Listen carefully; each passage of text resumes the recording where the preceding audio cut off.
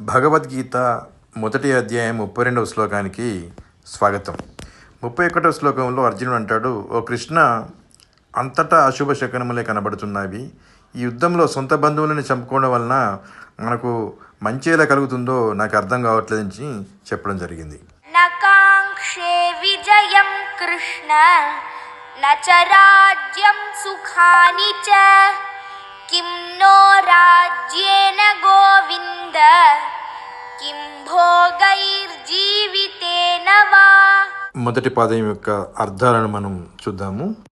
నాకాంక్షే కోరడం లేదు, విజయాన్ని, కృష్ణ ఓ కృష్ణ, నచ అంతేకాదు అంటే మరియు కాదు, రాజ్యాన్ని కూడా, సుఖాలను కూడా.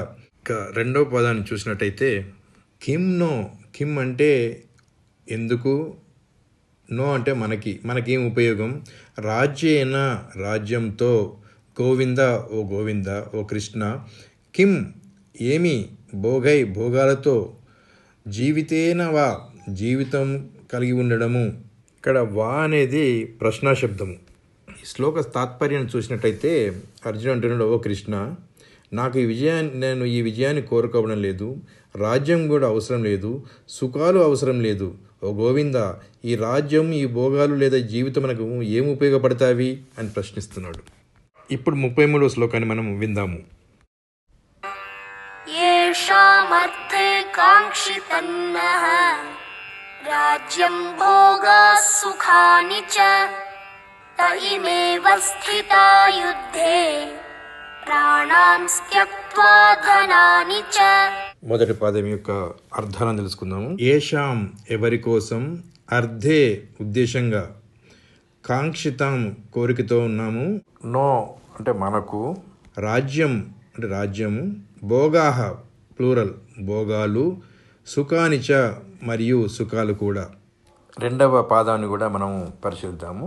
తే వారు, ఇమే వీరును, అవస్థిత నిలిచి ఉన్న, యుద్ధంలో, ప్రాణాలను, త్వక్త వదులుకోవడానికి, త్యజించడానికి, ధనమును చ కూడా. ఈ శ్లోకం యొక్క పూర్తి అర్థాన్ని కనుక మనం గమనించినట్లయితే శ్రీకృష్ణుడితో అంటున్నాడు అర్జునుడు, ఓ కృష్ణ, మనం రాజ్యం, భోగాలు, సుఖాలను అందరి కోసం కోరుకుంటున్నాం, కానీ వాళ్ళే ఈ యుద్ధరంగంలో మనం ముందు నిలబడి తమ ప్రాణాలను మరియు సంపదను త్యజించడానికి సిద్ధంగా ఉన్నారు.